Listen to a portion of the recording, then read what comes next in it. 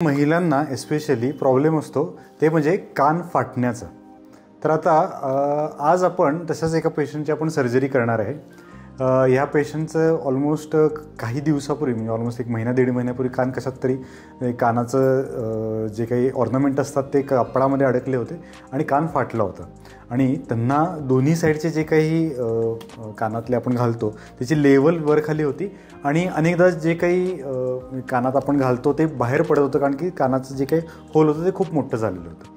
तर आज आपण ते एक प्लास्टिक सर्जरीच्या मदतीनं जे काही कानाचं होल आहे ते आपण ते छोटं करणार आहे आणि याच्यामध्ये आपण वैशिष्ट्य असं आहे की याच्यामध्ये आपण जे काही आपण शिवल्यानंतर किंवा टाके मारल्यानंतर जो काही एरिया असेल तो आपण परत एकदा होल पाडायला नको अशा पद्धतीनं आपण बंद करणार। म्हणजे त्याच्यामध्ये एक छोटासा धागा आपण ठेवणार आहे आणि धाग्याच्या मदतीनं धागा नंतर काढून परत आपण कानाचं जे काही कानातमध्ये घालायचं ते आपण घालू शकतो। म्हणजे त्यासाठी तुम्हाला नवीन एकदा होल करायची गरज पडणार नाही।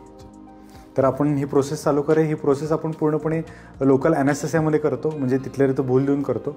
हार्डली एक 15 to 20 मिनिट्स लागतात त्याला। पेशंटला आपण लगेच घरी पाठवून देतो। साधारण 2 दिवसानंतर एक ड्रेसिंग चेक करायला सांगतो, त्याच्यानंतर ती वूंड आपण ओपन ठेवतो आणि साधारण एक 10व्या किंवा 12व्या दिवशी जो काही टाका घातलेला असतो तो आपण काढतो आणि त्या ठिकाणी आपण छोटंसं कानातलं जे काही तुम्हाला घालायचं असेल ते घालून तुम्ही पुढे कंटिन्यू करू शकता।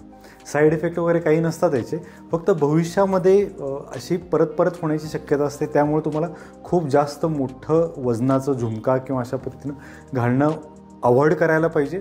जर घालायचं असेल तर लिमिटेड पिरियड, म्हणजे तुमचा एखादा समारंभ असेल, कार्यक्रम असेल तर तेवढ्या पिरियडसाठी ते तुम्ही घालू शकता, पण त्याच्यापुढे तुम्हाला जर असं कमी वजनाचंच घालायला लागतं। तर अशा पद्धतीनं आपण प्रोसेस चालू करतो आणि तुम्हाला मी आधीचे आणि नंतरचे फोटो जरूर दाखवेन। तर आता सर्जरी कंप्लीट झालेली आहे। कानाची पाळीचा जो काही छेद होता तो आपण बंद केलेला आहे, मी तुम्हाला तर अशा पद्धतीनं आपण इथं जो काही इन्सिजन घेतलेला होता तो आपण क्लोज केला आहे। याला आपण टिश्यू ग्लू वापरलेला आहे, त्यामुळे तुम्हाला कुठेही वरती टाका दिसत नाही आणि छोटासा एक धागा ठेवला आहे।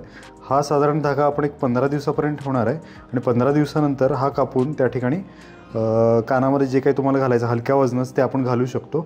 जराशी सूज दिसते जी ऑपरेशन नंतरची असते, हे सगळी सूज सेटल साधारण पेशंटनी आंघोळ करायची असते, खांद्याच्या खाली करायची आहे याच्या पुढे आणि 4 ते 5 दिवसानंतर हे कान भिजवू शकतात। टाके आपण आतल्या बाजूला घातलेले आहेत जे वरती दिसणार नाहीत आणि त्याच्यावरती आपण टिश्यू ग्लू लावला आहे, त्यामुळे एक्सपोज एरियामध्ये कुठेही टाके दिसणार नाही आहे। आणि अशा पद्धतीनं ज्यांना कोणाला कानाची पाळी ज्यांची मोठी आहे आणि त्याचा त्रास आहे आणि त्यांना सुचरलेस पद्धतीने करून घ्यायचं असेल तर आम्हाला निर्मितीच्या आमच्या खाली दिलेल्या कॉन्टॅक्ट नंबरवरती तुम्ही फोन करू शकता किंवा आमच्या सांगली आणि कोल्हापूरच्या सेंटरला व्हिजिट करू शकता।